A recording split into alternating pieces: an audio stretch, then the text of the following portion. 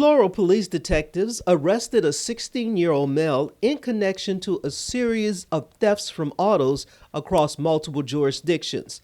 The suspect is linked to more than 100 thefts from vehicles that happened in just one night, May 4th. We had 54 here in Laurel, 121 total throughout Prince George's, Laurel, Anne Arundel, and Howard counties. They broke into all these vehicles. If there was property worth stealing, apparently they took it.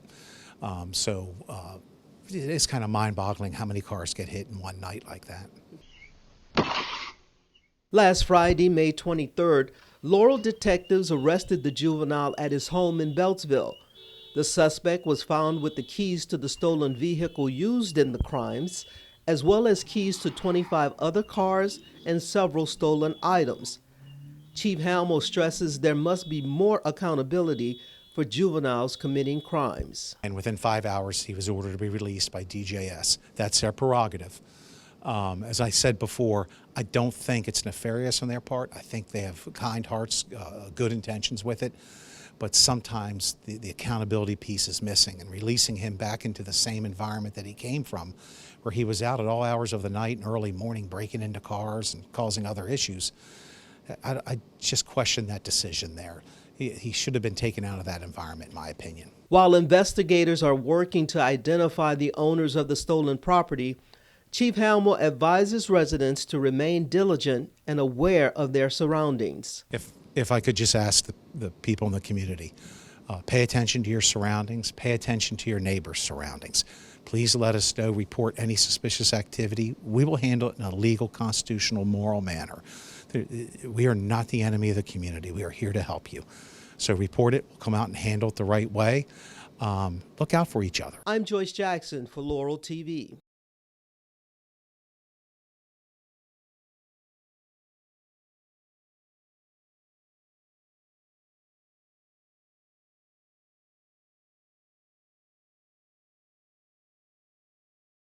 All right, good morning, everybody. Thank you for coming today, as well as thank you for your help publicizing these crimes so the community was more aware of these issues over the past couple of weeks. I'm Russ Hamill. I'm the Chief of Police here in Laurel, and I'm joined by the representatives of our partner agencies that helped us investigate this crime as we moved forward. So as most of you know, a number of weeks ago, our city and the surrounding region experienced an extensive number of thefts from vehicles and vandalisms to vehicles. Here in Laurel, we had 54 cases alone in one night, and in Prince George's, Anne Arundel, and Howard counties, there were another 67 vehicles broken into during the same time frame. Now, I know many consider this a lower level crime, but I urge people to remember that each of these crimes adversely affects someone or an entire family. It may seem like a lower level crime, that is, unless the vehicle stolen or broken into was your only way to get to work to support your family. It was your only means of transportation to get a family member to needed medical care, or to get your children to the critical after-school events they do to help them become more well-rounded and thrive. Then it doesn't seem to be such a lower level crime if you're one of those people. In fact, it seems pretty devastating because it is. I've also heard people mentioned over the past couple weeks that insurance covers the damages, as if that makes it okay. Except the car is still out of service for a while, and the victim has to pay the deductible, which in many cases is $500 to $1,000. I had one woman stop me and mention to me this was the third time this has happened to her car. And because her deductible was so high, she had to make adjustments in her home, including the purchase of food, because she could not afford it any longer, and she could not afford the third deductible. So these are very real victims for very real crimes. So yes, we take this seriously. All these agencies took this very seriously. Our officers and detectives worked tirelessly for 3 weeks, countless hours, to identify the suspects in these cases, to help the community hold these responsible for these events accountable to the victims.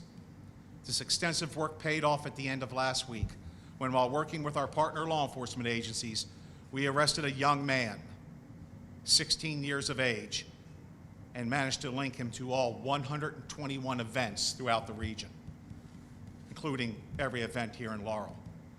A search warrant was served at his home, resulting in the recovery of numerous credit cards, over 20 sets of vehicle keys, and other evidence linking him to these crimes. The young man was arrested and brought to the station. Now, I would like to tell you that's the end of the story there, but that's not the end of the story.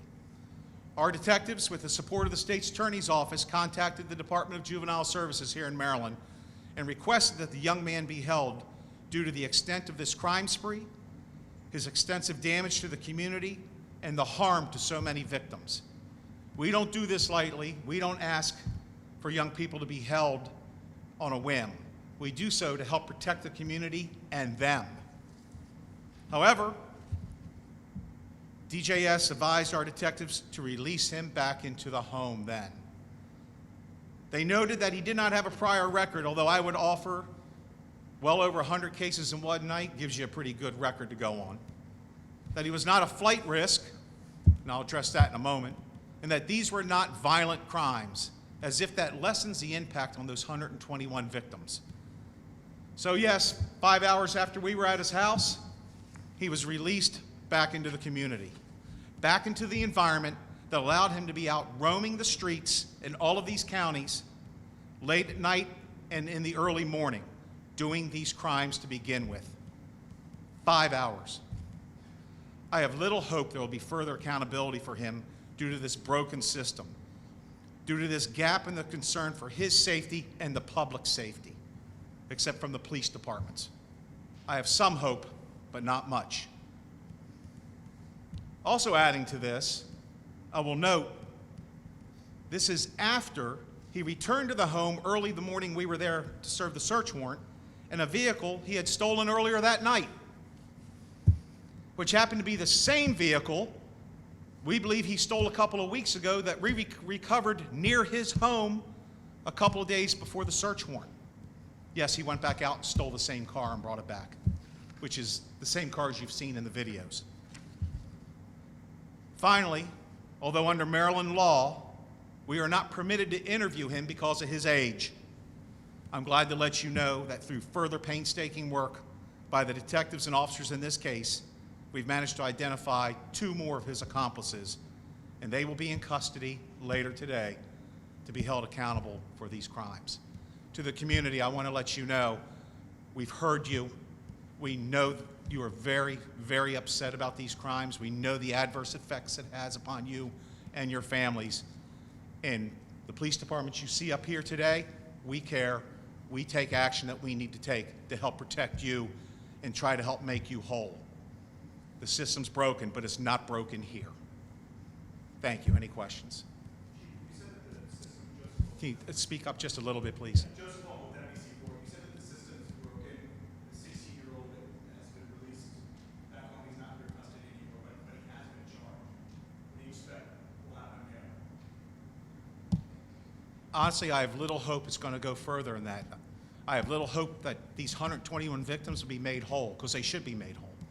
They should have their deductibles paid back to them. They should, at least to the extent they can, be brought as close to being whole as they were prior to the events. I don't think that's going to happen. I'm under no illusion that there will be extensive time of rehabilitation for this, because, as they said to us, they consider this a lower level crime. I urge them to come to my community meetings and hear how lower level it is. I got one next week. Have them come to that meeting and listen to the community on the west side about how low level this is, because it's not considered low level to them. You're obviously worked up about this. The community is worked up. What's your message to parents and to the community at large who continuously sees these headlines about teenagers, 13, 14, 15, in this case, 16 years old, committing crimes like these? I would have a couple of messages. First off, understand a lot of times they're coming from situations that are bad for them as well. That's something else we lose, not be able to interview them. The second most common way to find a child was being abused or neglected, other than schools, was through police interviews due to activity they were in. We don't have that anymore, so we don't have those referrals to get them wraparound services like we used to help them. Second thing I would ask them to do is, the laws that have been passed over the past 5 years, although good-natured, I believe some of the people that pushed them through had a good heart when they did it. It just wasn't too well thought out. And I urge them to contact their legislatures down in Annapolis and get this changed. People need to be held accountable for this. Chief, to be clear, after you had him in custody, after he returned to the home, he appeared with stolen cars? We did not have him in custody. We recovered the car stolen to begin with. We found it in that neighborhood. We know it was a vehicle that was used and it was stolen in the prior events. We returned that car where it belonged, and then it was stolen just after 9 o'clock in the evening, and we were there later in the morning to serve the search warrant. Yes, by the same person. Any indication he's done anything since you had your hands on him? As I mentioned, he was released back after 5 hours. Look, we're not going to lay every theft from auto in the region on him and his group, but I will note we had 17 the next night. You're not linking him to that? At this point, no, not to the second series. The two accomplices, are they adults, are they teenagers as well? My understanding is they're teens. TJ has been under fire, Commissioner Rowley's been under fire. We know recently that the majority of cases have been just dismissed at initial contact. That's kind of, overall, what's your opinion about TJ's stand? So, of course, I'm obviously not thrilled with this particular case and some other cases we've had, but I will say this. I don't think it's nefarious. I think it's just a different idea of how this should go, and it's not working. So the community is speaking. Don't have to listen to me. Don't have to listen to the other agencies up here. Listen to the community. That's who we have to listen to.